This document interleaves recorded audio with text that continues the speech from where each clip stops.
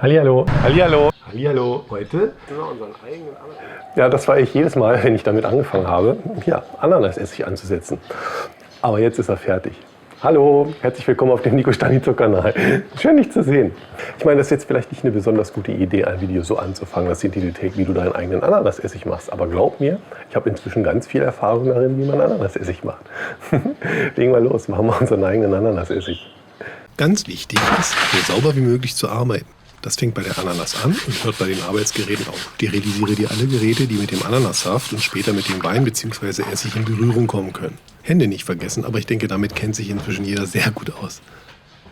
Wenn du deine Ananas nun sehr gründlich gewaschen hast, wird dein Schneidebrett auch nicht kontaminiert. Schäle die Ananas, entsorge die Schalen im Biomüll oder auf dem Kompost. Schneide das Fruchtfleisch und den harten Kern klein und püriere alles schön fein. Wenn das nicht richtig funktionieren will, dann gib noch etwas Wasser dazu, aber nur ein ganz bisschen. Mich interessiert, wie viel Zucker im Ananassaft ist. Deshalb habe ich mir einen Hydrometer besorgt, mit dem man messen kann, wie viel Zucker im Fruchtsaft enthalten ist. Gemessen wird das sogenannte spezifische Gewicht. Der Zuckergehalt lässt darauf schließen, welchen Alkoholgehalt man am Ende der Fermentation im Ananaswein haben wird. Wir wollen einen Alkoholgehalt von 9% anstreben. Mehr als 9% ist nämlich schwierig für die Essigsäurebakterien umzusetzen. Weniger bedeutet einen weniger sauren Essig, der im schlimmsten Fall verdirbt, bevor er fertig ist. Glaub mir, ich spreche da aus Erfahrung. Ich mache das jetzt nur, damit du das nicht machen musst. Auch wenn deine Ananas etwas mehr oder weniger Zucker enthält, werden die Werte sicher nicht meilenweit auseinander liegen. Mein Ananassaft hat ein spezifisches Gewicht von 1050 und enthält somit 130 Gramm Zucker pro Liter. Woher ich das weiß? Nun, zum Hydrometer gibt es eine Tabelle dazu. Damit der Wein später 9% hat, muss er ein spezifisches Gewicht von 1070 haben. Das entspricht einem Zuckergehalt von 183 Gramm pro Liter. Wir können jetzt ganz einfach 183 Gramm minus 130 Gramm rechnen und wissen, wir müssen noch 53 Gramm Zucker pro Liter Ananaspüree dazugeben. Ich wiege mir das Püree einfach ab. Das ist zwar nicht super exakt die Menge in Liter, weil wir ja noch feste Bestandteile darin haben, aber in jedem Fall genauer als es zu schätzen. Also 1500 mal 53 geteilt durch 1000 macht 77 Gramm Zucker. Da nur etwa 80% Zucker zu Alkohol umgewandelt wird, runde ich einfach auf 100 Gramm auf. Okay, das sind schon zu viele Zahlen und ich will das auch nicht überstrapazieren. Es geht einfach darum zu verstehen, dass man nicht willkürlich 300 Gramm Zucker oder so dazugeben kann und hofft, dass es funktioniert. Du musst in jedem Fall dein Ananaspüree abwiegen und über den Dreisatz ausrechnen, wie viel Zucker du dazugeben musst. Es sei denn, du wiegst dir genau 1500 Gramm Ananaspüree ab. Wenn du mehr darüber erfahren möchtest, gibt es die ganze Anleitung auf meiner Homepage zum Nachlesen. Der Link dafür ist unterhalb vom Video in der Infobox. Als nächstes geben wir die Weinhefe dazu. Ein Teelöffel voll reicht aus. Löse die Hefe erst in etwas Saft auf und rühre sie dann mit dem Schneebesen ein. Merke, die alkoholische Fermentation ist eine Fermentation unter Sauerstoffausschluss. Den Ananassaft dann in 1 oder 2 Gläser abfüllen und mit einem Fermentierdeckel aus Silikon verschließen. Besser ist so ein Bubbler mit Wasserschleuse. Daran kann man später gut erkennen, wann die Fermentation abgeschlossen ist und der Wein so weit fertig, dass wir ihn zu Essig fermentieren können. Der Link für beides ist unterhalb vom Video in der Infobox. Deine Gläser zum Fermentieren dann an einen schattigen, möglichst warmen Ort stellen und für 7 bis 10 Tage fermentieren lassen. Wie lange das dauert, hängt dann eben von der Temperatur ab. Je kälter, desto langsamer. Nach 24 Stunden oder 48 Stunden, wenn es besonders kühl ist dann auch schon ordentlich Aktivität zu beobachten. Wenn die Fermentation abgeschlossen ist, kann man am Wasserstand vom Bubbler schön sehen, dass kein Druck mehr im Glas ist, da die Wassersäule nicht mehr auf eine Seite gedrückt wird. Ja, da steigen keine Luftblasen mehr auf. Den Wein dann filtern.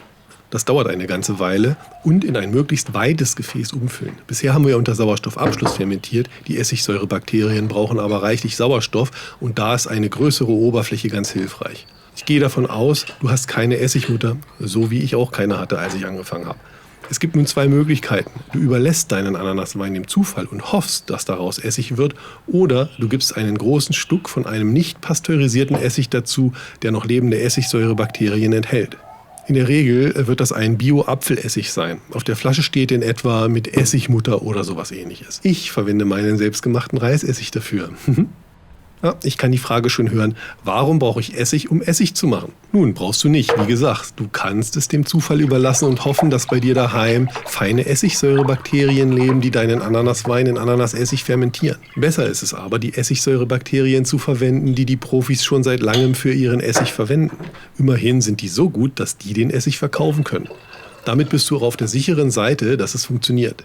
Nach der Fermentation hast du dann deine eigene Essigmutter und kannst sie von nun an zum Essigmachen verwenden. Damit das klappt, musst du Essig als Starter im Verhältnis 1 Teil Essig zu 4 Teilen Wein dazugeben. Macht bei 1,5 Liter Wein gleich 375 Milliliter Essig. In jedem Fall desinfiziere die Öffnung vom Glas und den oberen Teil des Glases mit Alkohol. Das Glas dann mit einem Tuch abdecken und an einen warmen und schattigen Ort stellen und für mindestens 3 bis 6 Monate fermentieren lassen.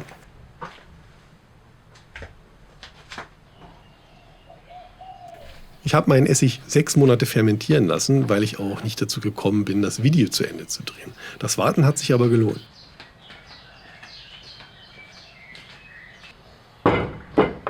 Wie du sehen kannst, ist eine richtig schöne Essigmutter gewachsen. Die nehme ich jetzt erstmal raus und lege sie in ein anderes Glas. Wenn dir mein Video gefällt oder hilfreich ist, sei so lieb und lass mir einen Daumen nach oben da. Und vergiss bitte nicht zu kommentieren. Dankeschön! Den Essig dann filtern und den restlichen Essig, der nicht mehr in die Flasche passt, den gebe ich zur Essigmutter. Wenn du deine Essigmutter nicht sofort wieder verwendest, musst du etwas Wein dazugeben, damit die Essigsäurebakterien Nahrung haben. Den Essig dann noch in eine Flasche umfüllen und dann... Fehlt nur noch der ultimative Geschmackstest, würde ich sagen. Ne? Und den machen wir jetzt sofort. Also das duftet, sage ich dir. Das ist unfassbar. Oh.